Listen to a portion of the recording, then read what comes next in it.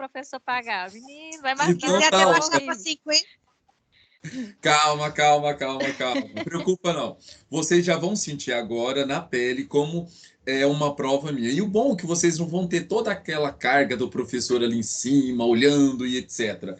E assim, e vai ser bom também que você não vai precisar colar, não vai precisar fazer nada, porque você vai simplesmente aferir o seu conhecimento. Então, isso vai ser muito bom, tá? Professor. Pessoal, oi. Uma autoavaliação, Aí né? a gente vai tirar uma foto e mandar para você?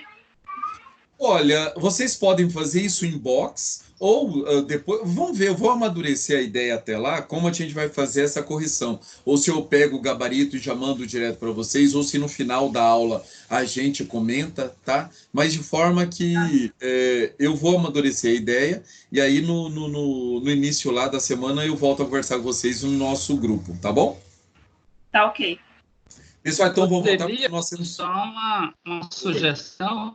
Vai lá. Poderia, sei lá, marcar um horário aí de 7h20 até 9h20, que fosse, e no final, 9h20 diante, comentasse só as respostas certas a primeiro momento, assim. O que seria certas do gabarito. Porque a questão é o seguinte, geralmente os alunos, para fazer uma prova minha, eles demoram no mínimo 1 hora, tá? No mínimo 1 hora, isso já pensando em sala de aula. Então, geralmente, 1 hora eles já começam a fazer entrega. E tem pessoas que vão até, usam praticamente todo o horário.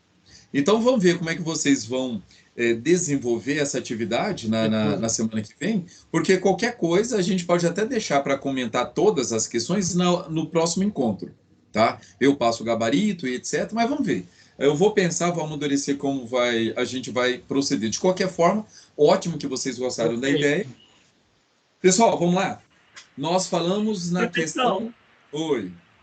A gente pode fazer assim, pode utilizar a prova na outra, igual está fazendo hoje com essas questões, corrigindo essas questões, fazer com a prova.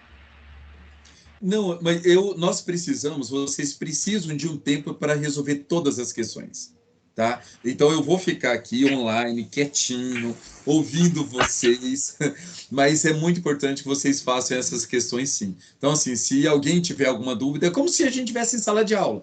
Você fez uma pergunta e eu sei responder, e se não atrapalhar a questão, eu posso até te falar, mas se a dúvida de você foi exatamente para responder a questão, eu não vou responder, tá? Só vou deixar para responder no final do nosso encontro. Como se estivesse em sala de aula. Ok? A ideia é essa. Tá bom, professor. Não, professor, eu acho que eu entendi o que a Sildene falou. Ela falou e na outra, posterior a ela usar como está fazendo hoje, a correção comentada da prova. Eu acho até melhor. Isso. Mas assim, Foi vamos isso ver mesmo. como é que você... E na outra aula, como se fosse uma dessas questões, como hoje a gente está respondendo. Não, professor, deixa eu te fazer uma pergunta. Sim, pode falar. A última, sobre a sua prova. Vai ser só objetiva ou vai ter discursiva? É minha prova, é questão objetiva e subjetiva. Então não vai dar para ser desse jeito mesmo, não. Tá certo, entendi. Tá bom? É as duas coisas. Pessoal, então vamos lá. Vamos porque a gente precisa falar sobre muitas coisas. Nós terminamos a questão 5 e nós vamos agora para a questão de número 6, correto? Certo. Então vamos lá. Questão de número 6. Então vamos lá. Pessoal, 6. Tá chovendo aqui em Santa Antônio. Vamos lá. Pessoal, quanto aos crimes contra a honra, correto afirmar que a. Não constitui difamação ou calúnia punível a ofensa irrogada em juízo na discussão da causa pela parte ou seu procurador. B. Cabível a exceção da verdade na difamação e na injúria. C. A isenção de pena se o querelado, antes da sentença, se retrata cabalmente da difamação ou da injúria. D. A ação penal é pública incondicionada na injúria com preconceito. É possível a propositura da ação penal privada no caso do setor do servidor público ofendido em razão do exercício de suas funções. E aí? Letra A, B, C, D ou E? Eu acho que é assim. É. A primeiro momento, eu acho que D de funcionário. E aí, vamos lá? 1 minuto? Eu vi em algum lugar. Ó, que bom, então estava fazendo questão. Letra E. É também. Letra E também, professor. Quem dá mais? Respondi. Eu conheci isso que falava sobre isso. Letra E estava no AVA. No AVA do professor. Letra E.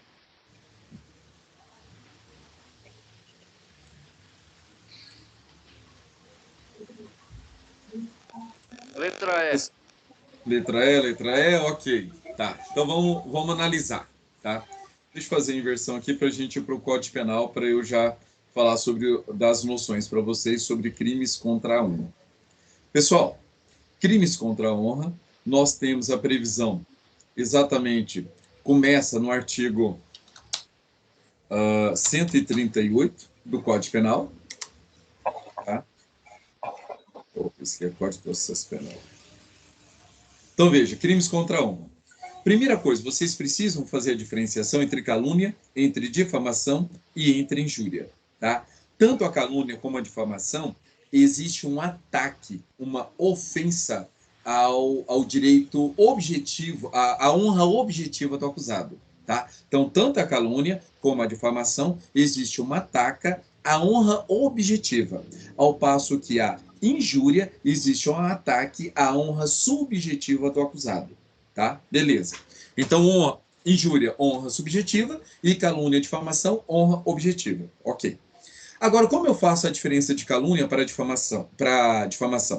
Pessoal, olha só. Na calúnia, existe a imputação falsa de fato definido como crime, tá? Então, na calúnia, quando eu falo, por exemplo, de um político, que o político cometeu determinado delito, se eu sei que ele realmente cometeu esse delito, suponhamos, eu fui assessor daquele político. Então, se eu sei que ele cometeu aquele delito, eu não estou que ele praticou, eu não estou cometendo um crime do artigo 138, tá? Porque eu estou falando a verdade. Agora, se eu querendo prejudicar a honra objetiva da pessoa, eu pego e falo para um terceiro, tá? E falo para esse terceiro que fulano de tal cometeu determinado crime tal dia, tal horário, e eu sei que ele é inocente ou que sequer existiu aquele crime, eu estou cometendo o crime do artigo 138 do Código Penal, tá? Isso é o crime de calúnia, tá? Quais são os pegas aqui do caso do crime de calúnia? Toma cuidado com o quê? Aqui fala caluniar alguém imputando-lhe falsamente fato definido como crime. Se eu falo que a pessoa cometeu um ato infracional, eu não cometo o artigo 138. Se eu falo que ele cometeu uma contravenção penal, eu também não cometo o crime do artigo 138, tá? Porque, veja, são as elementares. Então, eu tenho que caluniar alguém imputando falsamente fato definido como crime, ok? Pois bem, isso é o artigo 138, calúnia. Na difamação, difamar alguém imputando-lhe fato ofensivo à sua reputação. Tanto a calúnia como a difamação, a consumação se dá quando eu falo para a terceira pessoa, tá? A injúria é quando eu falo para a pessoa, tá? Interessante. Tanto na calúnia como na difamação é honra objetiva, só que na difamação ele difere da calúnia, porque difamar alguém imputando-lhe fato ofensivo. Eu não preciso mentir. Eu posso falar, inclusive, um fato verdadeiro, tá? O fato não precisa ser falso. Ele pode ser um fato verdadeiro, tá? Mas, veja, eu estou querendo denegrir a imagem da pessoa. Então, imagine vocês o seguinte. Eu trabalho numa repartição. E lá eu fico sabendo que um determinado juiz está tendo relações sexuais impróprias com a sua servidora. E eu, para denegrir a imagem desse juiz, começo a falar no fórum inteiro que ele está pegando a servidora. O que eu tenho a ver com isso? Se ele está pegando ou não. Sou casado com o juiz? Não. Sou casado com a servidora? Não. Por que eu faço isso? Para denegrir a imagem dos dois. Ao fazer isso, eu estou cometendo crime de difamação. Não é calúnia, é difamação. Tá? Então, veja, essa é uma diferença. Eu estou querendo denegrir a imagem que aquele juiz tem para com aquela sociedade, com aquelas pessoas que trabalham naquele local. Tá? Isso se chama difamação. Outro dado interessante. se vocês ouvem muito chamar a pessoa, o fulano é ladrão. Fulano é ladrão, o fulano é um bandido, o fulano é um traficante. Pessoal, isso não é calúnia, isso não é difamação, isso é injúria, tá? Você está ofendendo a honra subjetiva da pessoa, tá? Então, se eu chamo a pessoa de ladrão, é injúria. Se eu falo que determinada pessoa cometeu determinado crime tal dia, tal horário, aí, nesse caso, é calúnia, porque é fato determinado. Não se esqueçam disso. Para que haja calúnia, eu tenho que falar do fato. Se eu só atribuo à pessoa essa qualidade negativa, isso é injúria, tá? Não é calúnia. Outra situação. Professor, mas na calúnia o fato tem que ser falso, não? A calúnia tem que ser falsa. Então, veja, são 4 elementares. Eu vou caluniar alguém imputando-lhe falsamente fato definido como crime. Tem que estar presente os 4. Tá? Nesse caso que o senhor falou, chamar a pessoa de ladrão, comentando o dia, data, a hora, se for um fato verídico, aí no caso vai ser difamação, não calúnia, né? Não necessariamente, porque olha só, você tem que imaginar que a difamação existe o dolo de difamar a pessoa perante a sociedade. Olha que interessante. Vamos pegar um caso aí de uma pessoa condenada, transitada em julgado, que nós podemos falar que ele é criminoso. Lembra ali do mensalão? Qualquer uma daquelas pessoas, você imaginar ali o José Dirceu.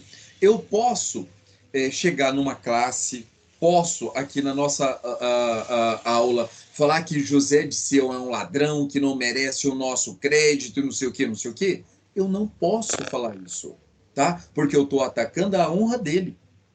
Pessoal, as pessoas criminosas, as pessoas que cometeram crimes e que têm sentença transitada no julgado, têm direito à honra, tá? Então, assim, se eu falo isso, eu estou difamando a pessoa, porque nós sabemos que o fato é verdadeiro, ele cometeu o crime, tá? Agora, só existe o crime da difamação do artigo 139 se o dolo do agente é de difamar, que é prejudicar a moral, a imagem dessa pessoa perante a sociedade, tá? Isso é difamação. Agora, por exemplo, se você comenta sobre um determinado crime cometido por uma pessoa, do jeito que nós estamos falando, simplesmente aventando aqui questões jurídicas, isso não é difamação, tá? Agora, e a calúnia? Eu tenho que falar o fato imputado, tem que ser o fato definido, e eu tenho que saber que ele é inocente ou que sequer existiu aquele fato, ou que uma terceira pessoa tenha cometido aquele crime. Tá? Mas tem que haver a falsidade para que haja o crime de calúnia do artigo 138. Tá bom? Olha o parágrafo primeiro. Na mesma pena incorre quem, sabendo falsa a imputação, a propala ou divulga. Olha que interessante. Então, se eu, numa roda igual aos senhores, a gente começa a falar de determinada pessoa de forma falsa, vocês sabendo que é falsa essa informação, e vocês divulgam para outra pessoa, vocês vão responder pela mesma pena. Tá? Então, o parágrafo primeiro é um preceito derivado equiparador. Ele equipara a regra do artigo 138. Tá? E olha que interessante que já caiu umas 1.500 vezes em prova de concurso. É punível a calúnia contra os mortos. Pessoal, somente a calúnia é punível contra os mortos. Tá? A difamação não é, a injúria não é. Somente a calúnia é punível contra os mortos. E quem é o sujeito passivo? É o morto? Não, o sujeito passivo não é sujeito de direitos. Então, quem é o sujeito passivo? Nesse caso, é a família do morto, que tem direito a manter a honra dessa pessoa. Tá? Então, o morto tem honra? Não, morto não tem honra. O que tem honra é a família da pessoa, a imagem que ele tem a respeito desse ente querido. Tá bom? Ok. Olha que interessante, exceção da verdade. Então, imagine vocês o seguinte, eu falo que determinada pessoa cometeu determinado crime, tal dia, tal horário. E a pessoa começa a falar, você é um caluniador, você está mentindo, e eu vou te processar. Pessoal, o artigo 145 do Código Penal deixa bem claro que o crime de calúnia, de difamação e injúria, como regra geral, ele se procede mediante ação penal privada, tá? Ou seja, é mediante a queixa-crime. Então, a denúncia é ofertada pelo Ministério Público. A vítima ou seu representante legal ofertam a queixa-crime, tá? Então, nesse caso, essa pessoa pode entrar com uma queixa contra mim? Claro. Se ele achar que eu estou mentindo, ele vai entrar com a queixa contra mim. Mas o artigo 138 e o 139, eles admitem a exceção da verdade. Eles admitem a exceção da verdade. Então, nesse caso, se alguém entra com ação contra mim, falando que eu o caluniei, eu posso muito bem entrar com a exceção da verdade, que no direito civil seria um pedido contraposto, seria uma reconvenção.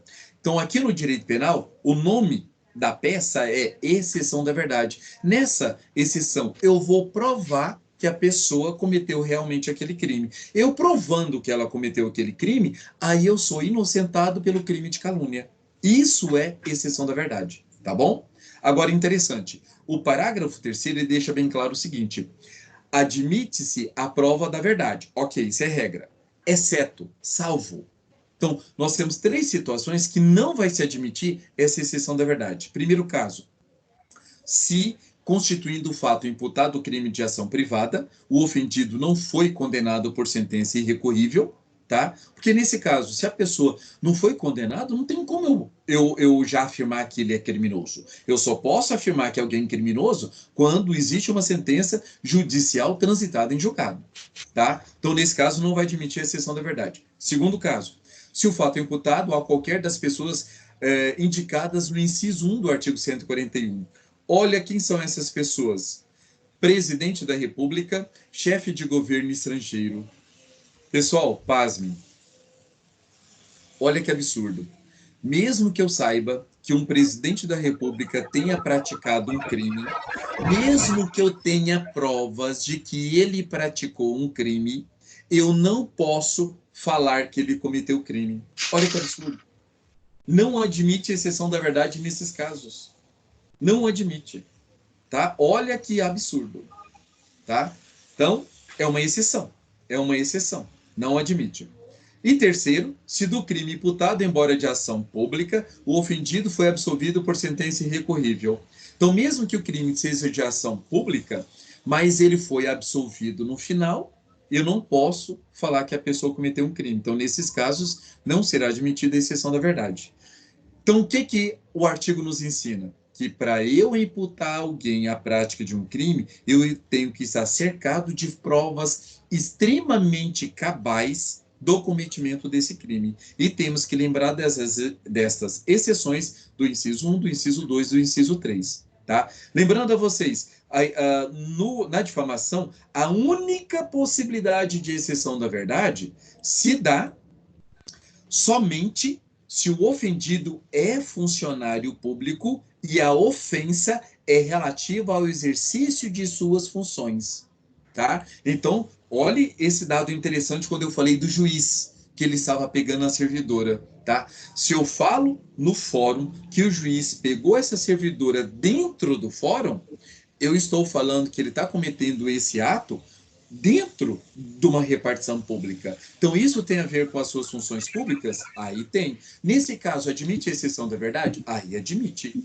Agora, se eu simplesmente falo que esse juiz todo dia, no final da tarde ou nos finais de semana, ele encontra as escondidas com essa servidora, traindo a sua esposa, tem alguma coisa a ver com a função pública? Não tem. Admite a exceção da verdade? Não admite. Tá? Então, lembre-se dessas situações. Isso é muito importante numa hora da prova, tá bom? Pessoal, feitas essas considerações, aí a gente volta para a nossa questão. Professor. Sim, pode falar.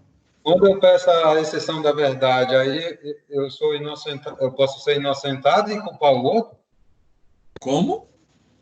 Se eu faço a exceção da verdade, aí eu sou inocentado culpando o outro? Sim, porque olha só, o que nós estamos falando? Principalmente no caso do artigo 138, que ele é mais abrangente. Nós não estamos imputando, o agente não está imputando a alguém o cometimento de um crime, nós estamos imputando, tá? Se a vítima acha que é falsa essa imputação, ela pode ingressar com uma queixa-crime, alegando que o agente praticou o crime de calúnia. Ok, beleza. Essa pessoa que é réu numa ação penal, porque ele falou que fulano de tal cometeu crime, então ele é o acusado. Dentro da ação penal, ele pode provar para o juiz que, na verdade, a pessoa que entrou com a ação penal é um criminoso? Ele pode. E é exatamente isso que se chama exceção da verdade. Tá? É como se fosse um pedido contraposto no cível. E nesse caso, ele vai imputar a outro a prática de um crime? Sim. E ele pode ser condenado? Sim. Tá bom? Tranquilo. Pessoal, voltando para a nossa questão de número 6. A letra A fala o seguinte: não constitui difamação ou calúnia punível a ofensa enrogada em juízo na discussão da causa pela parte ou pelo seu procurador. Olha aqui o artigo 142, pessoal. Exclusão do crime. Não constitui injúria ou difamação punível. Veja que no artigo 142 não tem o crime de calúnia. Isso é um pega que corriqueiramente cai em prova de concurso. Então, só pode haver a exclusão do crime no caso de injúria ou difamação. A calúnia não entra, tá? Então, a alternativa A está errada. Letra B. Cabível a exceção da verdade na difamação e na injúria? Eu avisei a vocês que a difamação da verdade, ou melhor, que a exceção, né?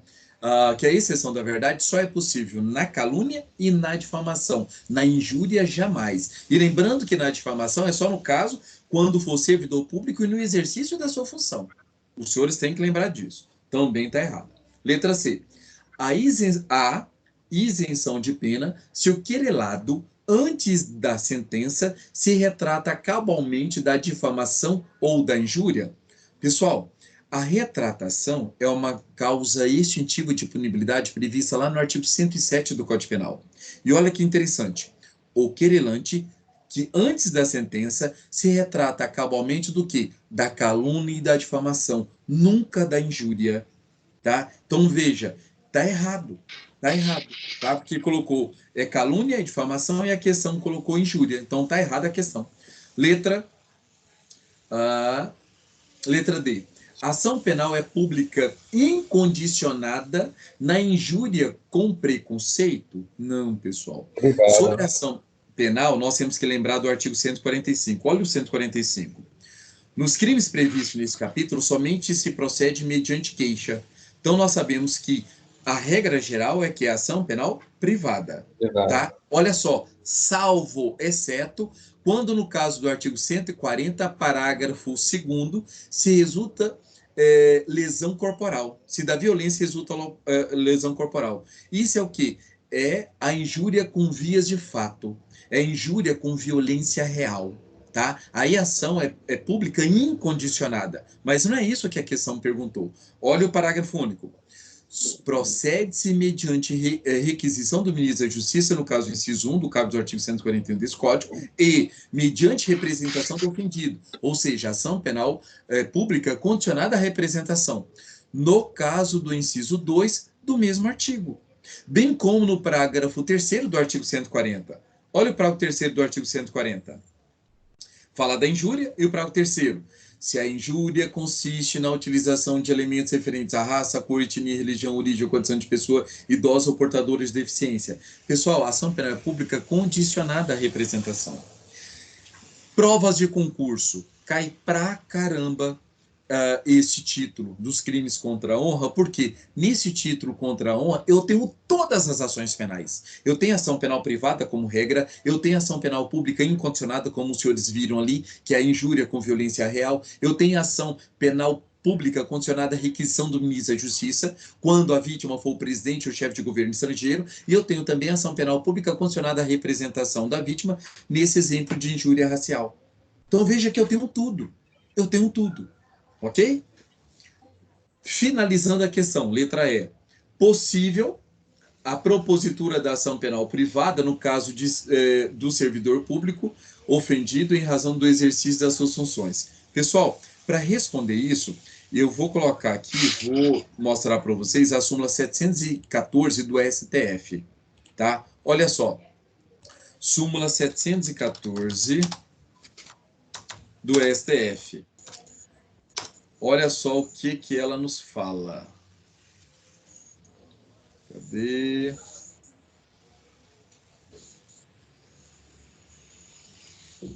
Vamos pegar aqui. Olha, o que é a súmula 714?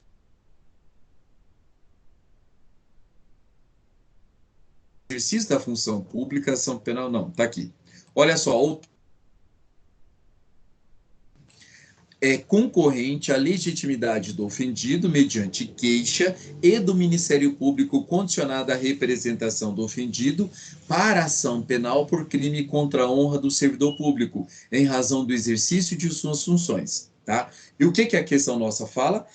É possível a propositura de ação penal privada mediante queixa. Pessoal, a súmula 714 cria uma legitimação concorrente entre o servidor público, tá, que foi ofendido, e do Ministério Público. Então, o Ministério Público ele pode ingressar com a ação, basta que o servidor público peça, autorize, tá? Então, a ação penal pública é condicionada à representação da vítima, ou esse próprio servidor pode ingressar com essa ação, tá? Mas fica uma crítica. O STF fala que é concorrente, tá?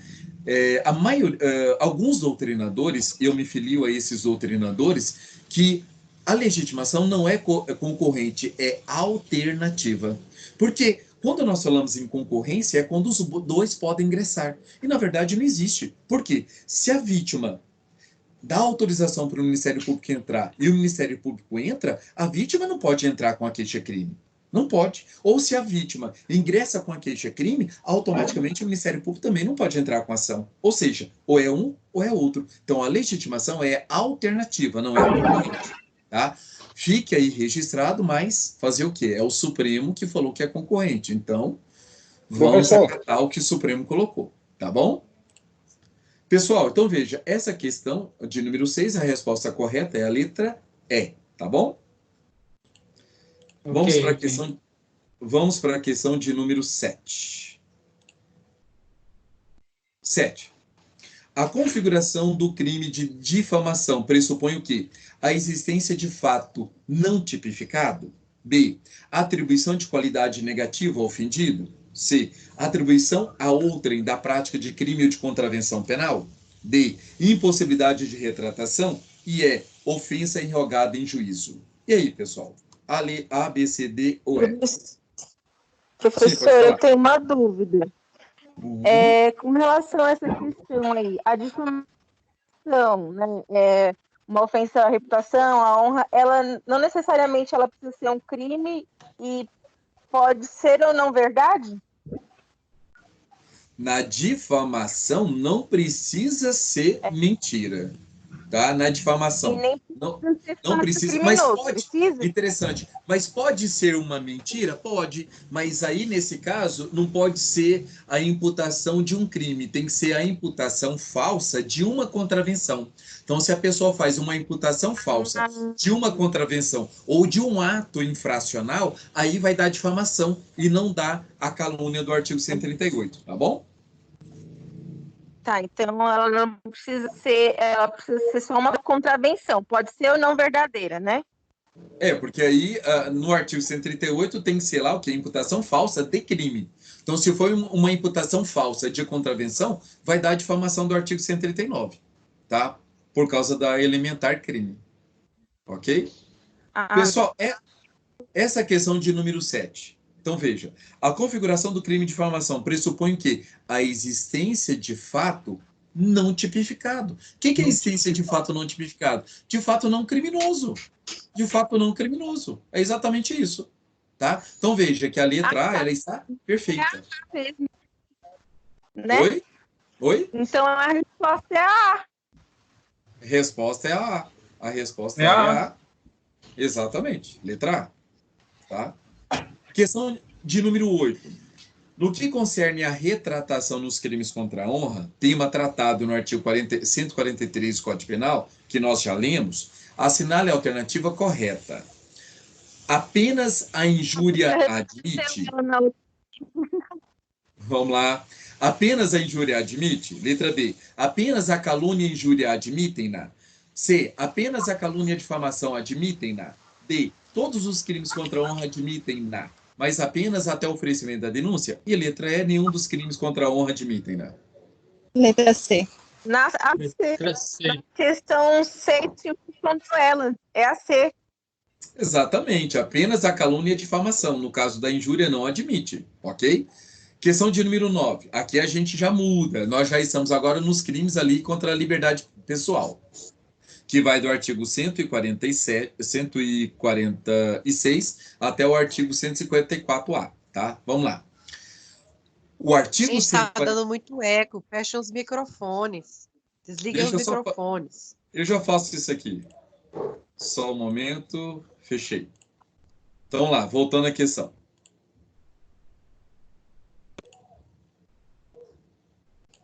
Voltando.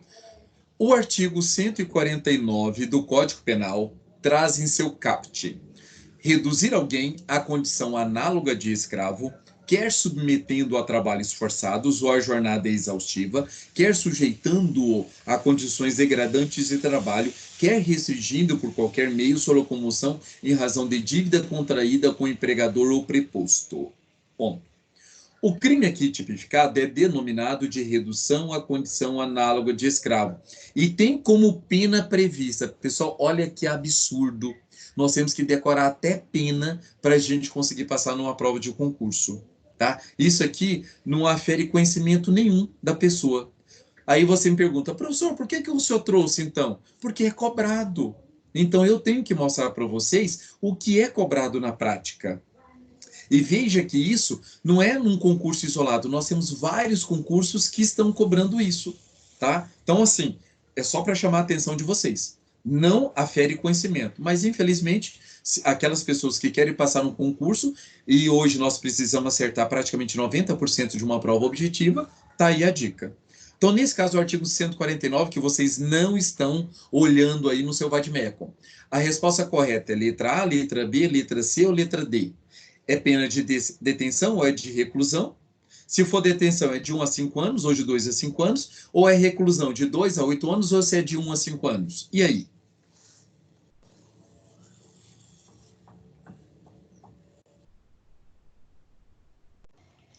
B de bola.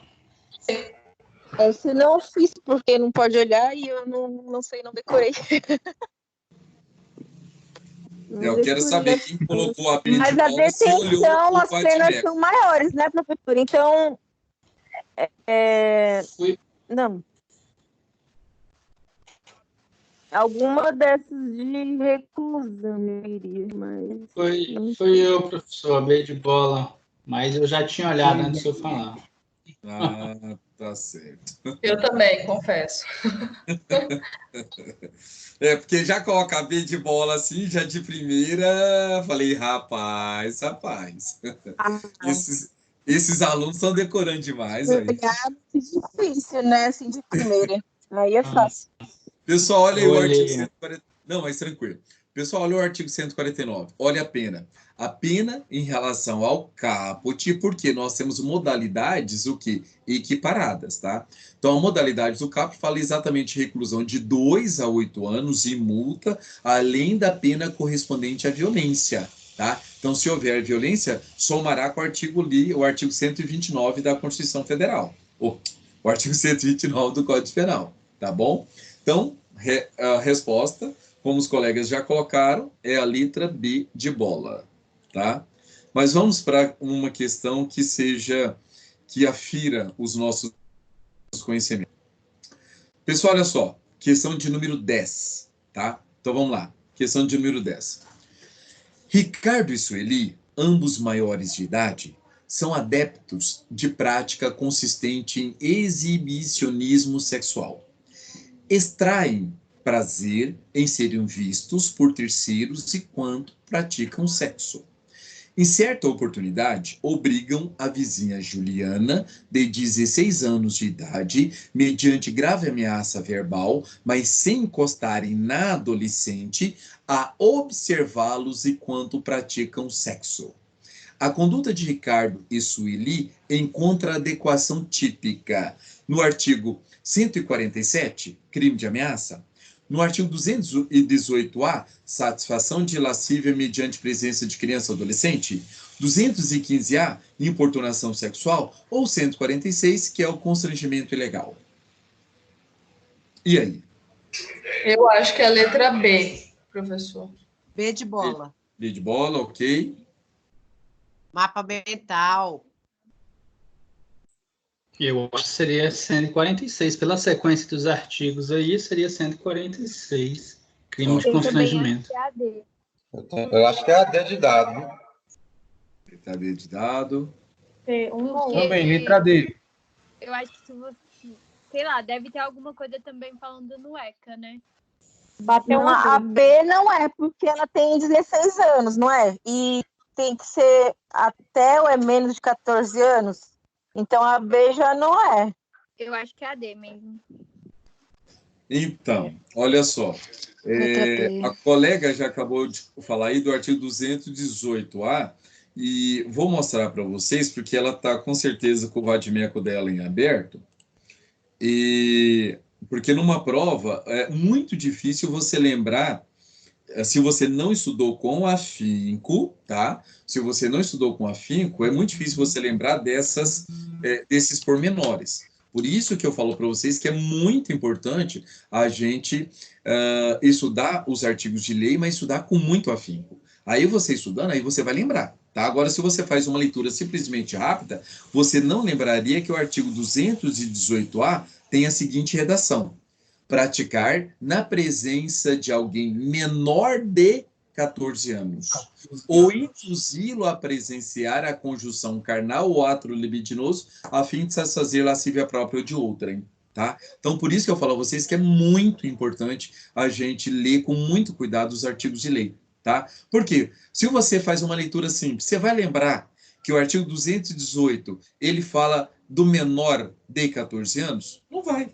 Então, por isso que é muito... Não, mas na sua aula o senhor falou, professor, nas últimas aulas. Não, gente, não estou criticando, não. Estou falando assim, que é muito importante você fazer um estudo. Não estou criticando, não, tá?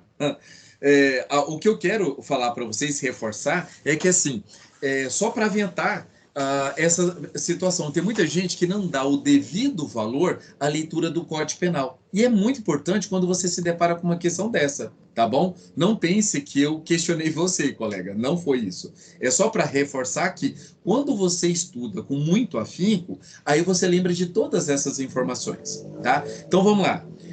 A respeito do artigo 218, porque você tem que imaginar que uma prova dessa, gente, vocês não vão estar com o vade-mecum em mãos, tá? Então você tem que lembrar do artigo, tá? Exemplo, no caso do crime de ameaça, o artigo 147, qual a diferença do 147 para o 146? Porque os dois existem o emprego de violência ou grave ameaça. Então você tem que lembrar das elementares. No artigo 147 não existe uma obrigação da vítima, tá? Eu simplesmente ameaço, olho para a pessoa e falo, vou te matar. Isso é crime de ameaça, tá? Só que no artigo 146 é diferente. No constrangimento ilegal, eu utilizo da violência, eu utilizo da grave ameaça para que a pessoa se abstenha de fazer algo que a lei determina ou que a lei não manda. Então, existe uma contraprestação da vítima, tá? Então, veja, a diferença do 146 e 147 é nesse sentido. E quando a gente vai para o artigo 208 e 215A, você tem que lembrar das elementares. No artigo 208A, como a colega já relembrou, que a gente já tinha comentado em sala de aula. Veja, para dar o 218A, a vítima tem que ser o quê? No máximo menor que 14 anos. Ela não pode ter completado 14 anos. E mesmo assim, no artigo 208A, ela não pode participar do ato sexual. Porque se ela participar do ato sexual, é estupro. Não é o artigo 208A. Tá? No caso do artigo 215A, que é um tipo penal subsidiário expresso, eu só vou responder pela importunação sexual se a pessoa não cometeu um crime mais grave. E na importunação sexual, a pessoa simplesmente utiliza a vítima como um quadro, como uma moldura, tá? Ele inspira na vítima para fazer o seu ato sexual, tá? Então, veja, por isso que, neste exemplo aqui, não é 247, porque o 247, crime de ameaça, é só uma ameaça, não é. 218A não é por esses motivos, nem o crime 215A, porque existe uma contraprestação da vítima. Veja que aqui eles obrigaram a Juliana, que tem 16 anos de idade, a assistir. Então, veja, lembra que eu já avisei a vocês que no conceito analítico de crime, eu tenho fato típico, ilícito e culpável. Dentro do fato típico, eu tenho a conduta, eu tenho nexo de causalidade, eu tenho resultado e tenho a tipicidade. Dentro da tipicidade, eu tenho a tipicidade formal e a tipicidade conglobante. Dentro da tipicidade formal é que eu encontro a tipicidade formal de subsunção imediata ou a tipicidade formal de subsunção mediata. Tipicidade formal de subsunção imediata é quando eu pego uma conduta em que uma pessoa pratica e eu acho um artigo que se encaixa perfeitamente. Então, veja que, neste exemplo, o encaixe perfeito se dá no artigo 146 e não nos demais artigos, tá? Por isso que a resposta correta nesse exemplo é o 146. Tranquilos? Certinho? Ok. Então, beleza. Então, vamos para a questão de número 11. Assinale a alternativa que contempla um crime contra a pessoa apenado com detenção. Olha, pessoal, outra questão cobrando pena. Essa já foi a FUVESP, tá? Aquela outra foi a Consulplan. Tem concursos para juiz pedindo isso, então é um absurdo. Mas fazer o quê? Então, eu quero saber exatamente desses crimes, qual o crime que é apenado com detenção. É o induzimento ou instigação ao suicídio? É provocar o aborto? Ou é praticar com o fim de transmitir a outra uma moléstia grave que está contaminado? Ou é privar alguém de sua liberdade? Ou é expor a vida ou a saúde de outrem a perigo direto ou iminente? Letra A, B, C, D ou E?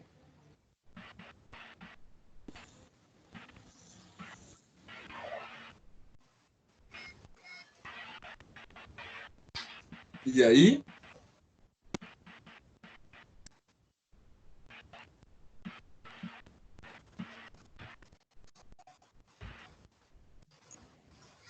Professor, pela gravidade eu iria na E.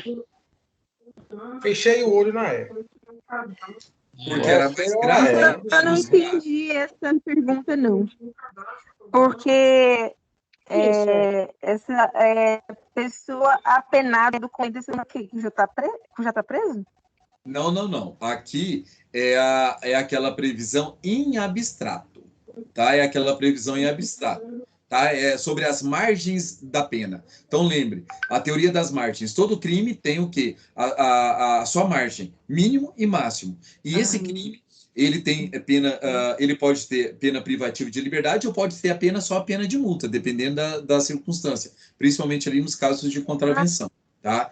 Então, aí você tem que saber se é apenado com reclusão ou é detenção. E se for apenado com reclusão ou detenção, qual a pena? Nesse caso, ele só quer saber destes crimes, qual é o único que é apenado com detenção. Detenção. É a E. Só detenção. Só detenção. Eu iria na E também.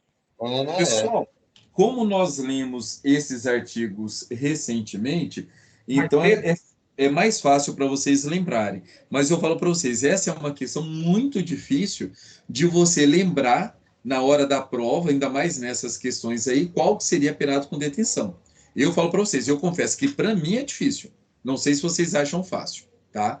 Lembrar qual que é a reclusão, qual que é a detenção. Para mim, A. Ok. Mas veja. Eu iria... Também é difícil, mas eu iria mais por eliminação aí na questão da gravidade, né? Suicídio. Pela gravidade dos crimes. É uma questão de lógica. Isso. Se você for analisar, usar a lógica, os crimes mais graves são apenados com reclusão. E os crimes menos graves com detenção. Tá? Então, letra A. Que os crimes contra a vida são crimes graves, são apenados com reclusão, então a letra A estaria fora, a letra B estaria fora. Tá? Só que nós temos dois crimes aí, a letra C e a letra D. O sequestro e o cárcere privado também é um crime extremamente grave. Agora, entre a letra C e a letra E, veja, a letra C é a transmissão de doença de moléstia grave, capaz de produzir um contágio. E a letra E é expor a vida ou a saúde de alguém a perigo direto ou iminente. Ou seja, todos eles são ali naqueles crimes de perigo que nós estudamos. Então, entre a letra C e a letra E, a minha lógica terminaria aí. A letra A, a letra B e a letra D, tranquilo, você excluir. Agora, Quando você chega na letra C e na letra E, é complicado. Tanto é que um é o 131 e o outro é o 132. Mas assim, Tá? um fala em praticar e o outro fala em expor. Talvez assim, a lógica seria mais dentro disso. Tem doutrinadores também. Tem doutrinadores que falam que, no caso do artigo 131, não seria nem um crime de perigo, seria um crime de dano, exatamente por causa do verbo praticar.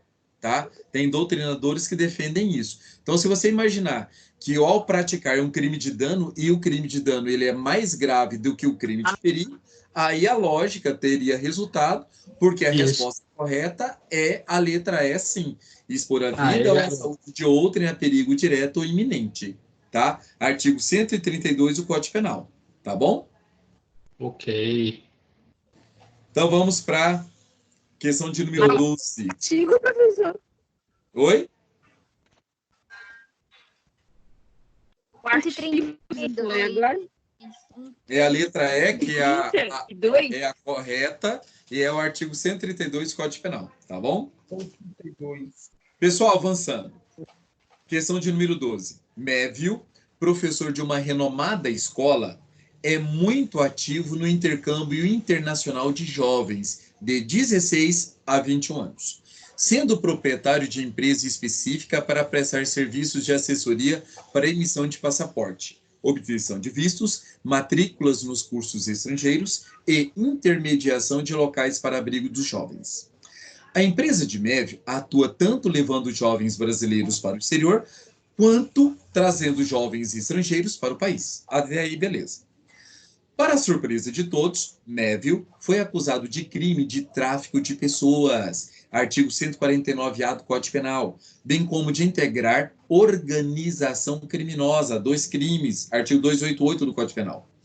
Segundo, ou não, desculpe, organização criminosa, não, pessoal, é Lei 12.850 de 2013. Organização criminosa é um plus, é a mais do que a associação criminosa do artigo 288, tá bom? Continuando. Segundo a denúncia do órgão de acusação, os jovens brasileiros, por ele recrutados no exterior, eram submetidos à exploração sexual e à servidão. Igualmente, os jovens estrangeiros no Brasil eram submetidos a trabalho escravo e exploração sexual. Tendo em vista o artigo 149-A do Código Penal e a Lei 3.444 de 2016, que ela tirou lá do artigo 231 do Código Penal e trouxe para o artigo 149-A, tratamento jurídico do tráfico de pessoas, assinale a alternativa correta. Tá? Então, queremos a correta. Letra A.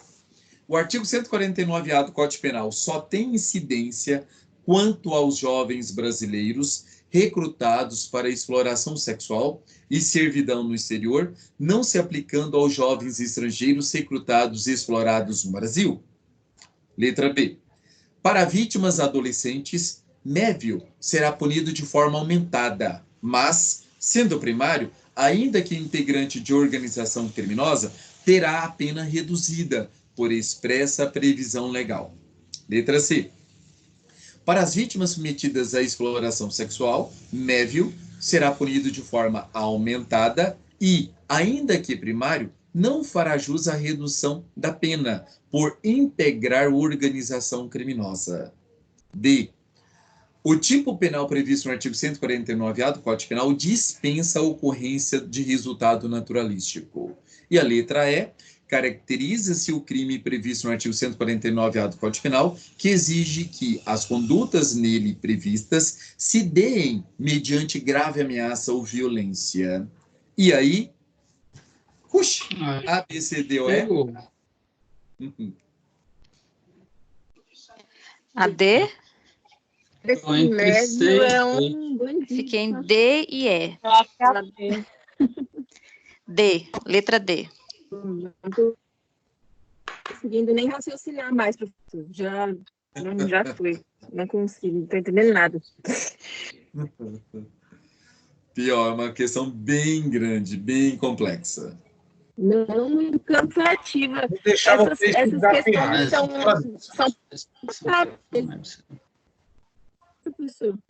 Estou fora dessa, aí com vocês. Olha só, pessoal, essa questão aqui, ela tem um peguinha. E esse peguinha é muito fácil a gente analisá-lo, tá? Por quê? Se nós voltarmos aqui, ele coloca um caso e você tem que lembrar exatamente o seguinte, principalmente vocês que colocaram a letra D. O tipo penal previsto no artigo 149A do Código Penal dispensa a ocorrência do resultado naturalístico. Isso, em outras palavras, quer dizer o quê? Que o crime é formal, não é material. Então, nós temos o crime contra o resultado. Nós temos ele material, formal e de mera conduta. Então, quando o tipo aqui fala que não depende de resultado naturalístico, ele quer dizer que ele é formal, tá? Então, quando a gente vai para o artigo 149, aí, ao lê-lo, nós vamos saber se ele é um crime material ou se ele é um crime formal. Olha o artigo 149. Principalmente no artigo, pessoal, onde eu tenho vários verbos nucleares, várias condutas, porque eu tenho a modalidade equiparada no parágrafo primeiro, então eu tenho várias situações, tá? Então veja, o artigo 149. Reduzir alguém à condição análoga de escravo, quer submetendo a trabalhos forçados, ou a jornada exaustiva, quer sujeitando a condições degradantes de trabalho, quer restringindo por qualquer meio sua locomoção em razão de dívida contraída com o empregador ou preposto. Tá? Então, veja, quer restringindo por qualquer meio a sua locomoção. Então, veja, eu tenho várias condutas aqui no artigo 149. E dentre essas condutas, eu tenho crime formal. Eu tenho crime formal. Ou seja, não precisa da produção do resultado naturalístico. Tá? É exatamente isso. Então, veja, quando a gente vai aí fazendo a inversão, ou melhor, vocês acompanhando aí. Quando nós vamos para a letra D e coloca o tipo penal previsto no artigo 149 dispensa a ocorrência do resultado naturalístico, ele quer dizer simplesmente isso, que ele é um crime formal, tá? E o artigo 149, pessoal, é um crime formal, tá? Então, veja, a letra D, ela está correta? Ela está correta. Agora, por que as outras estão erradas? Veja a letra A. O artigo 149A fala que só vai ser aplicado para a vítima de exploração sexual no exterior, ou melhor, no Brasil. Ou melhor, vamos voltar. Só tem incidência quanto aos jovens brasileiros, não quanto aos estrangeiros. Está errado, tem nada a ver, tá?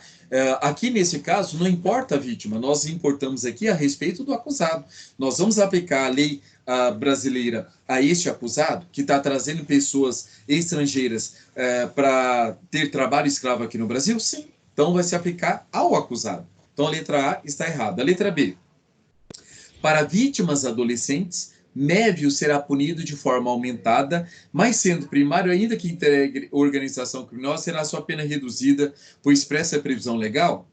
A gente voltando aqui no artigo, veja que, olha só o parágrafo 2º, tá? Olha só, a pena é aumentada até metade contra criança ou adolescente, e por motivo, ou melhor, 149, desculpa, pessoal. Eu li o artigo 149, a gente está falando de tráfico de pessoas. Desculpem. Agenciar, aliciar, recrutar, transportar, transferir, comprar, alojar ou acolher pessoa mediante grave ameaça, violência, coação, fraude ou abuso com a finalidade de... Aí nós temos exatamente o quê? A exploração sexual, tá? Que está no artigo 149, que nós falamos sobre o crime formal. Agora veja. Respondendo ali a linha, olha o parágrafo 1º. A pena aumenta-se, a pena é aumentada de 1/3 até a metade, olha só.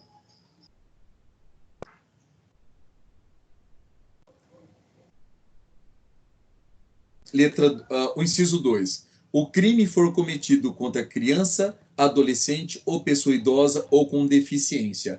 Então, veja que o parágrafo 1º é uma causa de aumento de pena e fala de 1/3 até metade, quando for criança e adolescente. E lá nós temos pessoas de 16 a 21 anos, tá? Então, vai incidir o aumento? Sim. Olha o parágrafo 2º. A pena é reduzida de 1 a 2/3 se o agente é primário e não integrar a organização criminosa. Então, quando a gente vai para a letra B, ele fala que vai ter essa causa de diminuição de pena, mesmo que ele integre organização criminosa. Então, veja que a letra B é totalmente errada, tá? Letra C.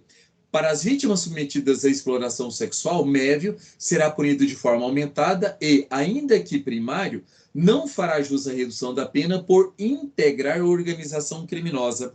Por que a letra C está correta? Está errada? Porque aparentemente ela está perfeita. Aparentemente ela está perfeita.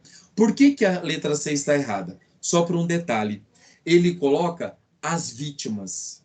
Ele não falou adolescente como fez na letra B. Então, quando ele fala as vítimas ela tem entre 16 e 21 anos. Então, a respeito da vítima que tenha 18, 19, 20 e 21 anos, não se aplica. Tá? Por quê? Porque essa causa de aumento de pena só se aplica para o adolescente. Tá? E o adolescente é entre 16 e até 18 anos incompletos. Então, a letra C está errada por isso. A letra D nós falamos que estava correta, então vamos para a letra E. Ainda que os jovens brasileiros ou estrangeiros tenham sido explorados no Brasil e no exterior, não se caracteriza o crime do artigo 149A do Código Penal, que exige que as condutas nele previstas se deem mediante grave ameaça ou violência. Pessoal, olha o artigo. Olha o artigo. Ó. Fraude ou abuso. O artigo 149A, ele também configura, além da grave ameaça, além da violência, ele também se configura com a utilização de fraude ou de coação. Tá? Então, por isso que a letra E está errada.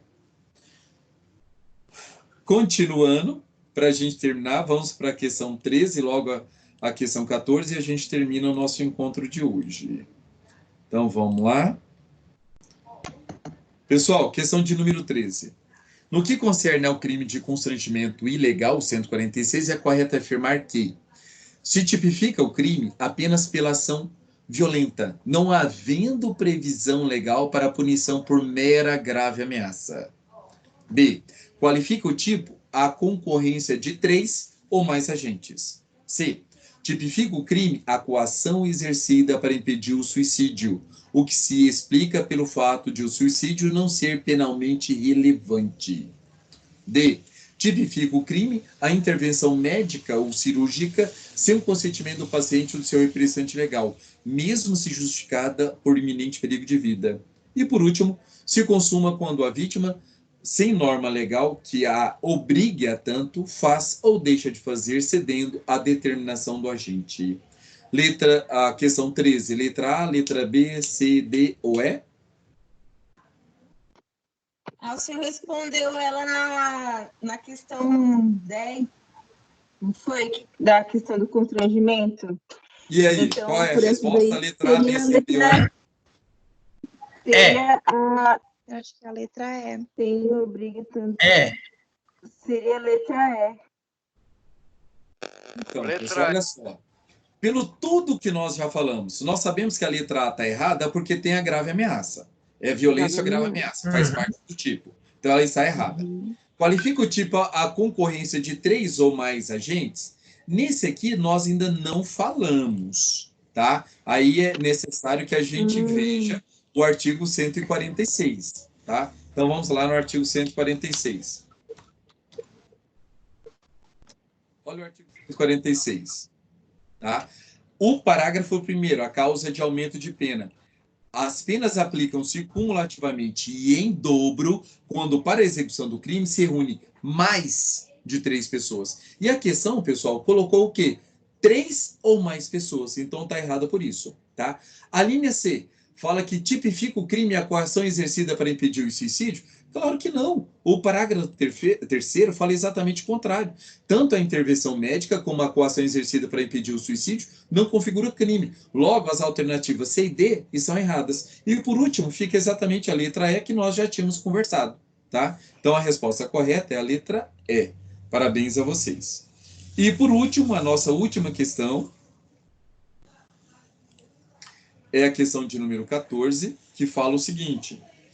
João e Maria foram casados por 5 anos e, após o divórcio, continuaram a residir no mesmo lote, porém em casas diferentes. Certo dia, João, depois de ingerir bebidas alcoólicas, abordou Maria em um ponto de ônibus e, movido por ciúmes, iniciou uma discussão e a ameaçou de morte. Maria, ao retornar para casa à noite depois do trabalho, encontrou o ex-marido ainda embriagado. Ele, novamente, a ameaçou de morte. acusando-a de traição. Ela foi à delegacia e registrou o boletim de ocorrência acerca do acontecido, o que ensejou o início do procedimento criminal contra João. Com referência a essa situação hipotética, assinale a opção correta, assinale a opção correta à luz da jurisprudência dos tribunais superiores. E aí, pessoal? Letra A, B, C, D ou E?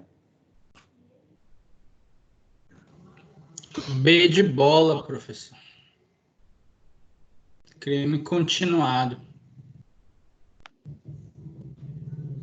Ameaçou de dia e de noite.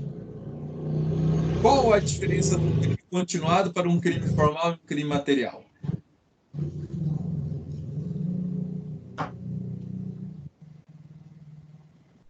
Você não fiz, eu tô pensando. E aí, colega, que respondeu a letra B, qual a diferença do crime continuado para o crime formal e para o crime material? Para mim é letra D, viu, professor? Letra D também. Letra D, professor. Sim, gente, eu só quero saber quem falou da letra B e falou que é crime continuado. Quero saber qual a diferença do crime continuado pelo crime formal e o crime material.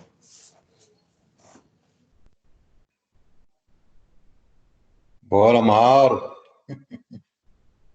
Arrocha, Mauro, você que Bota tá sabendo. a cara no sol. Pessoal, Nem fiz.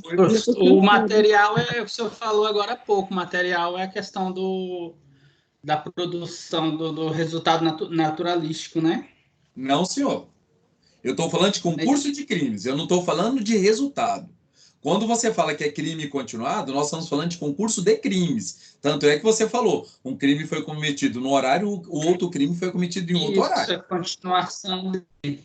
Então, isso aí é de idêntica motivação.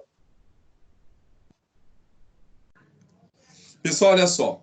A resposta correta é a letra B, mas uma coisa que eu quero chamar muito a atenção de vocês é o seguinte: não adianta a gente acertar uma questão no chute, tá? Tudo bem, num concurso você acertou, usou a sorte, ótimo, beleza. Mas nós não podemos contar simplesmente com a sorte, tá? Então veja, quando eu faço uma pergunta dessa, qual a diferença do crime continuado para o crime formal, para o crime, para o concurso, né? O concurso formal e o concurso material, eu faço exatamente para quê? Para que você tenha certeza da sua resposta, tá? Então veja, o crime continuado, aí no caso o concurso, vamos lá. O concurso de crime continuado para o concurso de crime material, eles são muito parecidos. Pressupõe o quê? 2 ou mais ações, com 2 ou mais resultados, tá? Só que a diferença para o concurso de crime continuado se dá exatamente no quê?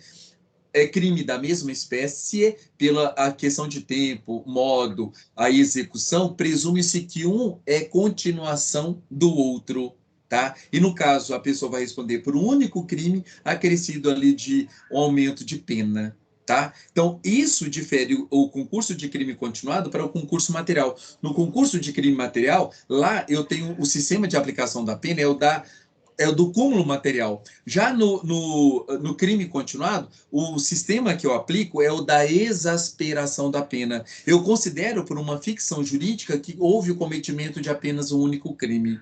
Tá? Então, por isso que eu falo aos senhores, para que vocês estejam extremamente bem preparados para o futuro, para gabaritar qualquer questão. Não basta a gente só contar com a sorte. Nós precisamos saber o porquê que a gente acertou e o porquê que a gente errou. Isso é o principal. Tá bom? Certinho? Pessoal, gostaram da aula? Sim. Gostei, professor. Sim. Essas questões. Sim. Muito Que bom. ótimo. Muito bom, professor. Muito Que bom, ótimo. professor. Obrigada. Que ótimo. Parabéns. Que ótimo, muito obrigado. Então vamos dizer o seguinte, na semana que vem, nós já estamos Só faltou combinados. de chapéuzinho. É estranho te ver sem o chapéu. Oi? É estranho te ver sem o chapéu. Sem chapéu, sem barba. Agora, na aula que vem, o senhor dá uma melhoradinha aí nessa prova aí. Não pesa muito na tinta, não, viu, professor? Mas, Porque são muitos assim, muito cansativo. Mas, Elson, olha só, aí que eu vou trazer, na verdade, uma prova a prova que eu ia fazer para vocês, tá? A prova que eu ia passar para vocês, exatamente para vocês analisarem o grau de dificuldade, tá? Porque é uma prova embasada em concurso público. Mas eu já peço a vocês, mais uma vez, não respondam as questões com o vade-mecum aberto, não respondam as questões com o colega do lado, porque isso não vai te adiantar em nada. Porque na hora, quando você for para uma prova objetiva, você não vai ter ajuda de ninguém. Então, por isso que é muito importante que você seja extremamente honesto nessa nossa avaliação, tá bom? Mas o senhor faz assim, o senhor pede para as pessoas que vão fazer a prova, todas irem para o térreo. Porque se elas morarem num andar alto, é capaz de elas se jogarem lá de cima. E aí vai... Calma, lembre-se que essa prova não vai ser uma avaliação igual a minha, igual vocês iriam fazer. Então, fiquem tranquilos, tá? Fiquem tranquilos que ninguém vai tirar uma nota ruim, tá? Mas assim... Vou deixar minha filha de 7 anos aí com o senhor, para o senhor cuidar, enquanto eu faço a prova. Tá bom. Se preparem, estudem os artigos, leiam uma boa doutrina, façam muitas questões de concurso e até a semana que vem. Bom final de semana, bom feriado, boa Páscoa, tá bom? E fiquem em casa. Um abraço. Igualmente, um abraço. Um abraço. Tchau. Valeu, tchau.